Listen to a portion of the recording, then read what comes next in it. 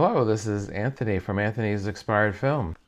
I do want to mention, if you notice, I have a beautiful light box behind me. These were designed by Ace, my friend Ace at Ace's Places on Instagram. If you give him a DM, if you're interested in getting a light box with your logo, he's been creating these with his 3D printer, and they're beautiful. They really are. See how nice that is? So give him a shout if you're interested on pricing and what kind of a design you're thinking of. I think it'll be a great addition to your YouTube and TikTok videos to have in the background, just like I do. He does a great job. I thought I'd make a video today based on something I saw on the internet a few days ago regarding a new camera that Canon is prototyping. They showed it at a show, a Canon show in Japan. I think it was called the CP Plus 2026. And it struck my eye because it looked just like the kind of camera they used to use when you look down into the viewfinder. It's called a waist level viewfinder. And instead of having two lenses like a traditional TLR, it had one lens, and it was an SLR. I first saw this camera from a video by my friend Nick Lopresti at Lopresti Productions. He did a great video a few days ago, and for 25 minutes he spoke about the camera. He had the website up that had pictures and diagrams, which I'll show. I got his okay to show a couple of screenshots from his video, which was very good. Then and within a day or two, my friend Shutterslaps did a 42-minute video on this camera, and he went at length about the camera and a few other topics. That's one of his trademarks. He kind of weaves and bobs and weaves on different topics, which was really very entertaining, very, very good, very informative too. So he did a great video on that. And then the third video, which I will link all these videos in the description so you can watch them after mine, of course. The third video was by PetaPixel. They had a gentleman who was actually at the show and saw the camera in person. If you go to their latest podcast, about 43 minutes into the podcast, they talk about the camera briefly. And they didn't provide much information because Canon didn't talk about it too much. But I have a few questions. I had a few ideas. The only substantial thing I got out of the PetaPixel was that the guy said it's about as big as a grapefruit. So it fills the hand when you're holding it in your hand, because you hold it lower and you look down into the viewfinder and you can take your picture from there. And it was actually a digital camera. At first I thought maybe it was a film camera, but it is a digital camera. But its design reminded me of those great TLR analog film cameras from days ago, such as the Yashica A and many Rolleiflexes, etc. So I have a few ideas. If Canon is listening, if they watch my video, you never know. I have a couple of ideas because it really intrigued me, and as an old film photographer such as myself, and who's getting into digital photography a little bit, and I'll have more videos about that in the future. I was wondering what possible advantages this camera could have and what features would make it really attractive to the young digital photographers today who do street photography and landscape photography, etc.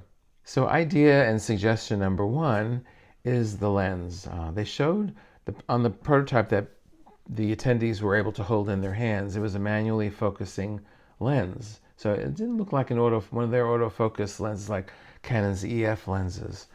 I thought it would be great if this could possibly be a Micro Four Thirds camera. I have two Micro Four Thirds digital cameras that I've recently purchased. They're both Olympus, the pen cameras, the EPL and the EPM model. The original models they're very attractively priced, and they have plenty of features for me. So, and their lenses and several camera manufacturers make these cameras. Lumix, which is the Panasonic brand, and the OM Systems, which was formerly Olympus, they make several cameras that are really doing very well. And it's a great interchangeable lens system that can be used across brands. So Canon has not created one yet. So I said, what a perfect opportunity for them to create this as a Micro Four Thirds camera. Very compact. The lenses are compact, and there's a wide variety of lenses out there that work well with this camera. My second idea and suggestion is, why not add some film simulations and filters to this camera? It doesn't seem to be like a high-end professional camera. It could be a mid-range, because Canon has a great reputation for their digital cameras today. And I thought, what a great idea, because Fujifilm has really exploded the market now with those film simulations and recipes where they emulate a lot of their film from years ago. I mean, it's a great concept. I'm learning a little bit about that myself. I recently also purchased an X Pro 1, which is a beautiful camera.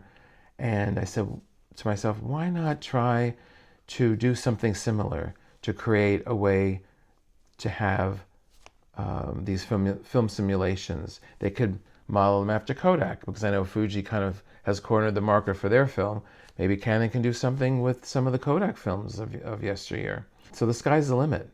I think this would be a great additional feature for this camera. My third point is the megapixel count.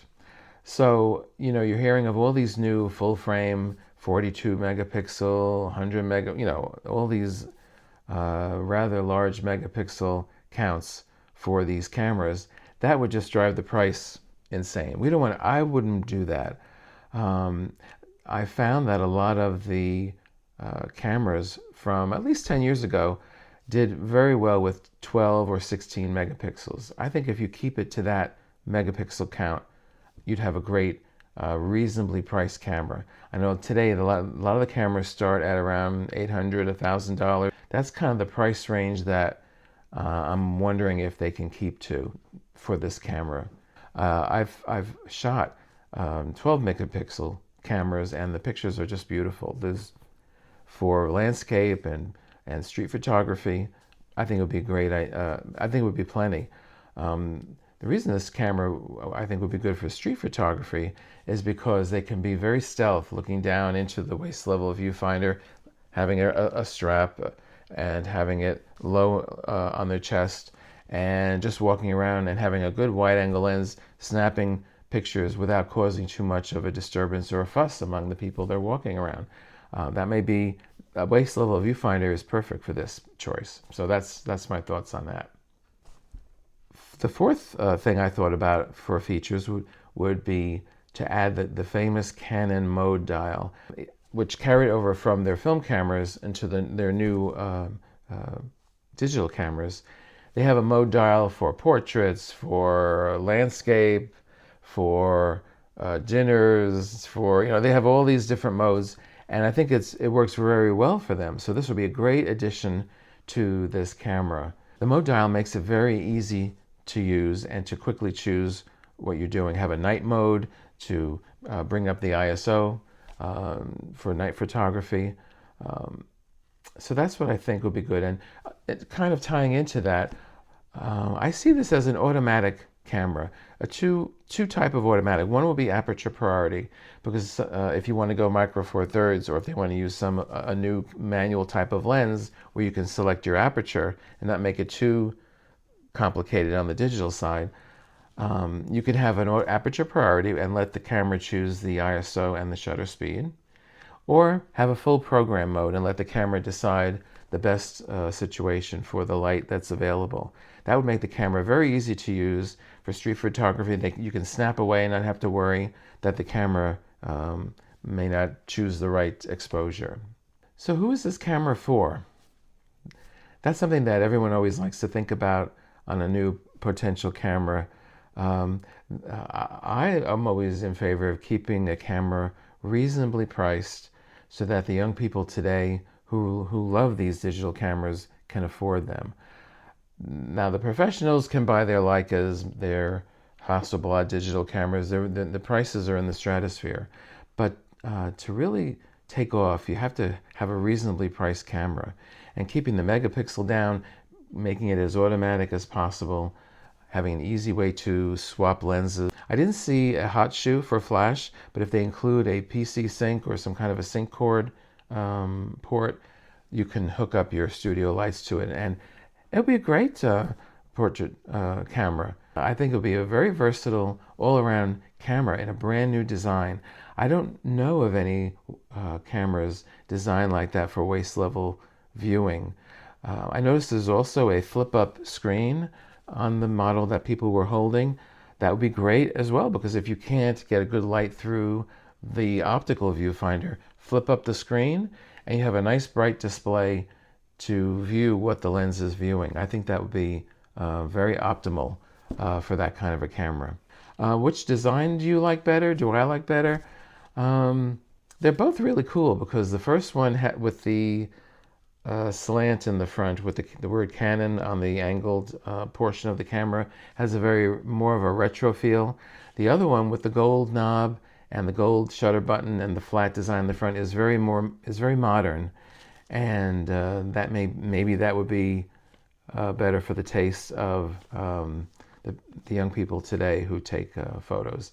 So I see a lot of potential in this camera. I was hoping PetaPixel would get a little more. I think they did. They said they did an interview with Canon, so we'll see if they publish the video on that.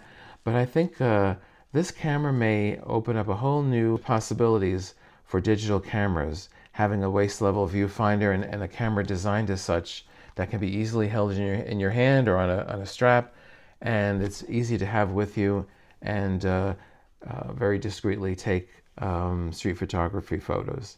So what do you think? How am I off base? Let me know what you think. Let me know if I missed anything or any major features that were discussed. I'd like to find out what you think. Well, thanks for joining me today on this unusual, not about film video, but the camera struck me so much with its retro design. I just wanted to talk about it and let you know what I think. Thanks for being here today. Like and subscribe. I appreciate all your feedback, and I'll see you in the next video.